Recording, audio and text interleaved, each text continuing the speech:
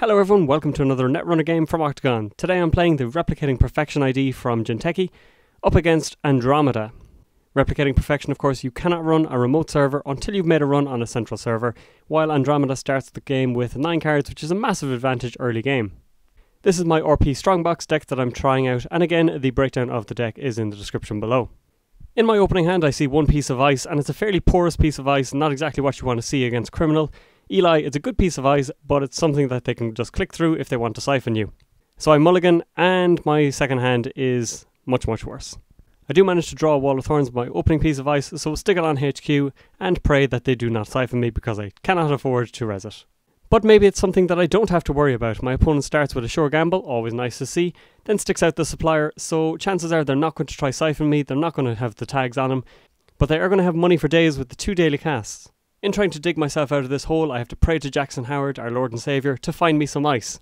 Unfortunately, it's a blank draw on my opening hand, but at least I can overdraw, get rid of some of these agendas. My following draw does find me pieces of ice, but it's too little too late, so I really have to just hope that I don't bleed too many agendas in the following turn. There's no real point in me holding onto agendas in HQ because I can't afford to defend them. My opponent doesn't quite know that yet, but there's always the chance that I'd lose it on a random axis. Instead, my opponent is able to do the very smart thing, running R&D, seeing a random card, then running Archives, forces me to get rid of Jackson Howard to shuffle back in the agendas, unfortunately shuffles my R&D as well, and then of course they're able to run R&D again. It's always a nervy moment, but at least we survived this particular onslaught. At least now I can start solidifying my position. I put the Eli over the Sundew, it should be decent enough protection, or if not, at least it'll tax him an awful lot, and Komainu is over R&D, a pretty taxing piece of ice for the most part. I do feel like I should be running snares in this deck. I replaced them with fast track and I've been back and forth on them. We'll see how it works out. The fast track is part of an ideal combo, but I think if you're hoping for a lot of pieces to fall into place, it may not be the right card to play. Whereas at least a snare can always keep people honest. My opponent puts down an alias indicating that they're going to be mainly focused on the central servers. Unfortunately runs my hand and sees one of the central components of my deck as well, the Strongbox. Probably a confusing card to see because not a lot of people are running it, but it only has a 1 trash cost, so in the bin it goes. I'm still worried about the typical Criminal play of running account siphons, even though he's running a lot of resources. And because I am so worried about account siphon, I decide to double ice HQ, even though R&D is probably the better point to protect at this stage. That's where the agendas are after all. And all of a sudden Andy explodes to life. My opponent is able to piece together their rig incredibly quickly, getting out all their central breakers, and the pressure is going to start coming on any moment now. But instead of responding to this instant pressure, I set up a scoring remote, which I do not need because I have no agendas in hand. This means that R&D is still quite exposed and I'm really pushing my luck at this stage. My opponent knows this and decides to start going for it. They're able to put an R&D interface down on the Supplier, so thankfully that doesn't kick in until the next turn, but they're able to take a shot at R&D, and this is the turn that I really regretted not having Snare. They're able to get through for just 2 credits because they've only 2 cards in hand, though it does mean that they're hoping for the best that there are no snares present. Now I would usually assume that Jinteki is running snares. RP less known for it, but you never know. The R&D interface comes out, my opponent decides to draw up, even though it makes Komainu more expensive, but they're obviously fishing for something, and then another R&D interface is put down on the Supplier. So, clear statement of intent here. I draw into one of my other damage dealing cards, the Philotic Entanglement agenda, but it's very much a Hail Mary in this deck. I don't know if it belongs, I think I should switch to the traditional, harder to steal agendas. It's nice having just a 3-2 agenda because people expect that the first card that goes into remote out of Jinteki is the Caprice, and they often don't run it. So if you can sneak this out, it's an easy 2 points. With all the R&D interfaces on the table, my opponent is going to start applying the pressure. Again, I survive, but you have to get that feeling that it's only a matter of time. And if the R&D approach doesn't work out as planned, my opponent now has a HQ interface just to make things even spicier. One of the issues that I do have playing RP is that I try and play too quickly at times. It's something you get punished for as well, especially against Criminal and the likes, so I'm trying to be more conscious of that, especially in this game, and solidify my board position, even though I do have an agenda in hand, and wouldn't I love to score that. My opponent is also getting a pretty nice setup going on, Professional Contacts, which is an interesting card to see, and makes a run on HQ. Again, still paranoid about the old account siphon, and also the HQ ice that I have is really expensive, it'll bankrupt me immediately, so I res the pup, make him pay for that, don't res the Wall of Thorns, runs in, takes the Philotic Entanglement. But of course, been waiting all day for an agenda, and now it's gone already. Well, at least with no agendas in hand, I can focus on making R&D a bit more secure, and still trying to keep my economy engine alive as well. Economy is definitely not one of those things that my opponent has to worry about. Professional contacts on the board, has had tons of daily casts and so on. Not going to be strapped for cash. While I'm down by 2 points, I'm starting to feel a bit better about how things are going. I have a Fetal AI in hand, a Celebrity Gift, so that's pretty much economy sorted, and hopefully an agenda that scares him to not running quite so much. And soon it will be time for me to start scoring agendas, so I'm able to set up my Caprice, but hopefully I won't need to depend on her too much. My opponent seems pretty happy with my slow and steady approach, is able to set up his board quite nicely, gets a Desperado on Supplier, and is able to draw up with Professional Contacts. A card and a credit, you can't complain about that. Then he decides to go for the Dirty Laundry on Archives approach.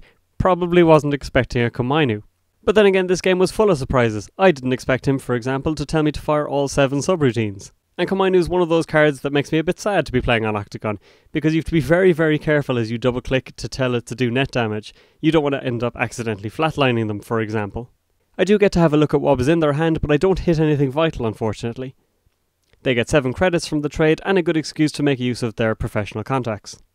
On the switch over to my turn, my opponent makes a joke about hoping that there's no neural EMPs. Doesn't seem to care about Snare, but neural EMP apparently is a concern. I decide to take advantage of this brief window to show that yes, he could actually end up taking some damage. Fetal AI in hand is a pretty good threat. It might be a good time to score it, but slow and steady wins the race, apparently. And it seems like my opponent figures that if I'm in no rush to win, then he doesn't have to be either. Takes some time to set up his board, gets professional contacts, money and cards, and then throws down a Katie Jones on the Supplier. And that card has really been putting in work for him today. And finally I draw into the coveted agenda, a Nisei MK II. Naturally, this is going in the scoring remote as soon as possible. Now, a friend of mine played this exact deck against me the other night and showed me how it should possibly be played. He used a Celebrity Gift, showed quite a dangerous hand including Fetal AIs, then cunningly installed a Nisei MK II and advanced it twice.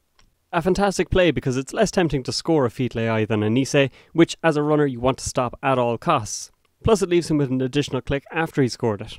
My opponent, however, won't be swayed, and this tenacity pays off as he manages to steal a Nisei of his own. Just imagine scoring 1 Nisei and having 1 in hand. How great would that have been? And again, you can see why the additional click would have made all the difference. So I'm 4-2 down, I've got pretty good economy, but at the moment I just can't stop him from running my R&D. I'm very much R&D locked, I'm not going to see fresh cards for quite a while. Again, he hits nothing on this access, so I'm getting incredibly lucky, I have to say. So I need to use this time to get as many pieces of ice on R&D as possible. And yes, maybe I should have stuck Susan down as I was so tempted to do. In the end, Lotus Field goes up above, and it's costing me quite a lot to install all these pieces of ice as well. And because my opponent has seen so much of R&D in advance, he can afford to take this time to just set himself up. Puts down a decoy just in case he picks up a tag somehow, obviously wants to protect all of these precious resources. And I feel there's no time like the present to go for the Fetal AI score. I might as well, he's not pressurising the remote servers, and at least I can get another 2 points on the board. What follows is a turn that I really should have learned from. My opponent is able to focus on economy, including a Dirty Laundry run on Archives, which won't cost him the world and all to go through because it's just a Komainu now, and he hasn't kept all of those cards in hand that he had the first time he ran it.